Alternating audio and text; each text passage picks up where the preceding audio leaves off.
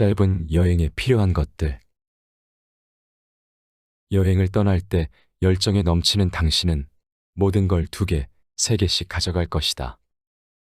하나를 잃어버리면 다른 하나로 백업하려고 말이다. 하지만 생각해보라.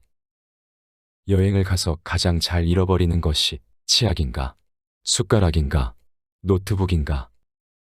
하나라도 잃어버리지 않기 위해서 온통 짐가방에 신경을 쓰느라 정작 여행이 주는 재미와 감동을 잃어버리고 있지는 않은가. 인생은 이 세상에서 가장 짧은 여행 중 하나다. 계획만 세우다가 끝날 수도 있다. 짧은 여행을 떠나는데 1톤짜리 짐을 싸지 마라. 모든 날이 아름답다. 20에서 30대 시절의 가장 흔한 실수는 어떻게든 핑계를 찾아낸다는 것이다. 밖에 나가야 하는데 날씨가 나쁘면 나가지 않는다. 비가 오지 않는 맑은 날씨에만 밖에 나가면 외부적인 조건에 매우 의존적인 삶을 살게 된다. 태풍이 불든 눈이 오든 비가 내리든 하루도 빠짐없이 밖에 나가야 한다. 그래야 맑은 날만 아름다운 게 아니라 모든 날이 아름답다는 것을 알게 된다.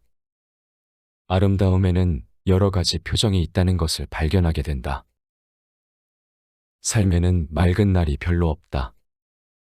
그럼에도 우리는 놀랍도록 이 사실을 잊고 산다. 맑은 날에만 행복할 수 있다는 말도 안 되는 논리로 꽁꽁 무장한 채 살아가고 있다. 알람을 설정하라. 떠올릴 때마다 언제나 새롭게 바꿔놓는 문장들이 있다. 나를 가장 자극하는 최고의 문장은 헌터 톰슨의 오만의 고속도로에 실려 있다. 인생은 온전한 육신을 유지하면서 안전하게 무덤으로 향하는 여정이 아니다.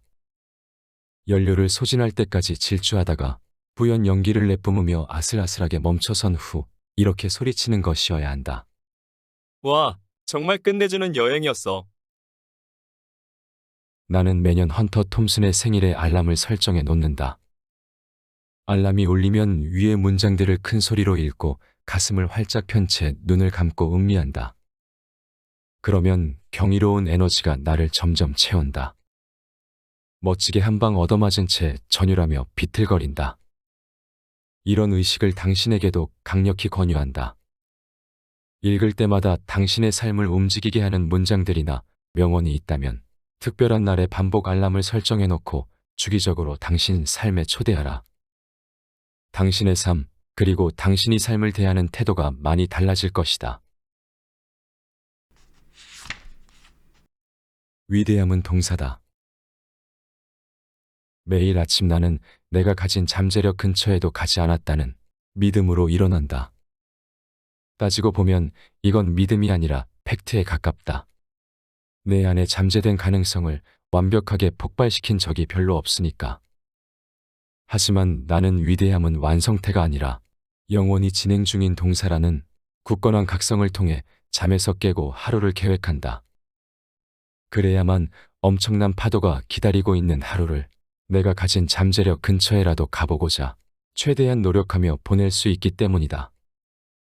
젊은 독자들에게 위대함은 마지막 종착지가 아니라는 사실을 꼭 알려주고 싶다. 위대함이란 매일의 노력으로 끊임없이 쇄신해 더 나은 자신이 되기 위해 쏟아붓는 작은 행동이다. 더 나은 자신이 되기 위한 노력보다 더 중요한 것은 세상에 없다. 잠재력을 온전하게 발휘하려면 위대한 행동을 하라. 위대한 사람이 되겠다는 목표를 아무도 선택하지 않는 시대에 위대함은 가장 큰 경쟁력이 되어줄 것이다. 10년 후 나에게 말을 걸어라. 좀 더 빠른 성장을 위한 지혜는 다음의 질문을 던지는 것이다. 10년 후의 나에게 무슨 말을 해줄까? 나는 이 질문에 대한 답을 하면서 젊은 날의 좌절과 시련을 견뎠다. 미래의 자신을 떠올려보고 답을 찾는 노력은 매우 효율적이고 그 과정에서 생각지 않았던 지혜를 선물 받기도 한다. 현재 40이 넘은 나는 종종 25살의 나에게 어떤 이야기를 들려줄까 생각하기도 한다. 여전히 답은 대학을 빨리 중퇴하라였다. 하지만 이런 답은 40이 넘은 나를 잠시 웃게 할 뿐, 현재의 내 상황을 아무것도 변화시키지 못한다. 바쁘고 지칠수록 테이블 맞은편에 당신보다 10살 더 많은 당신을 앉혀놓고 말을 건네보라. 신기한 일들이 벌어질 것이다.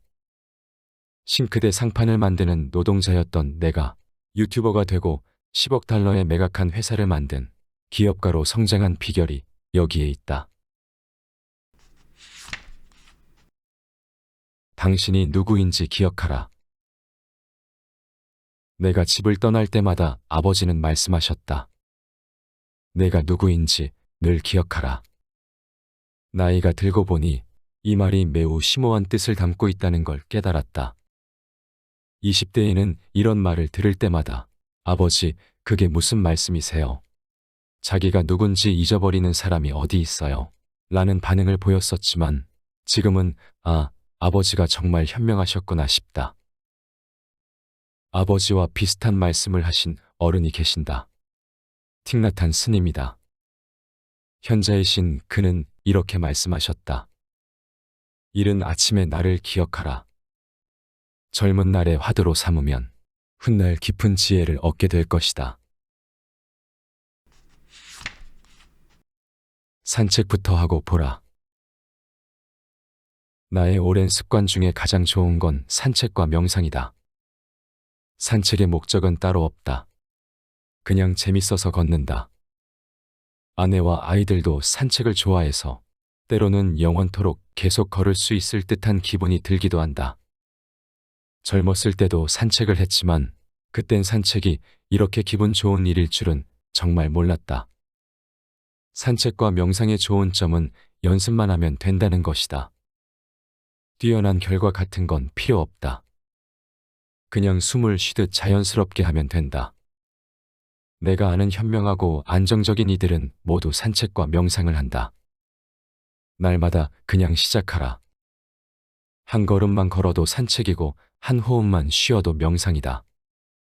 산책과 명상이라는 단어만 떠올려도 우리는 좋은 틈과 여유를 가질 수 있다. 산책을 하다 보면 명상법은 자연스럽게 깨우치게 된다. 돌파구가 필요할 때, 사는 게 힘겨울 때, 산책과 명상은 당신이 중독적으로 탐닉할수록 환상적인 결과를 가져다주는 마약 같은 처방이 되어줄 것이다. 다시 한번 강조하지만 일단 산책부터 하고 보라. 돌아와 다시 책상 앞에 앉았을 때 고민하던 문제의 상황이 획기적으로 달라져 있을 것이다.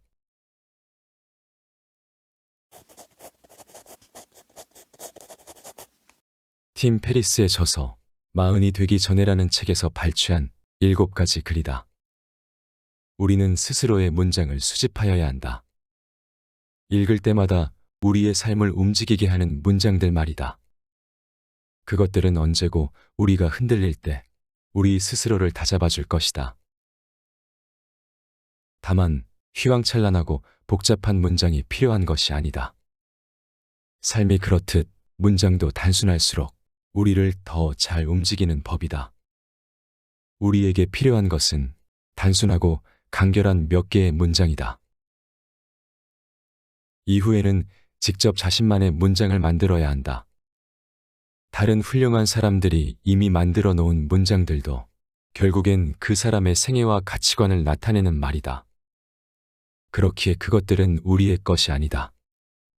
자신의 가치관을 잘 나타내는 문장을 만들고 그 문장을 스스로 지켜나간다면 우리는 언제나 스스로 우뚝 설 수 있다.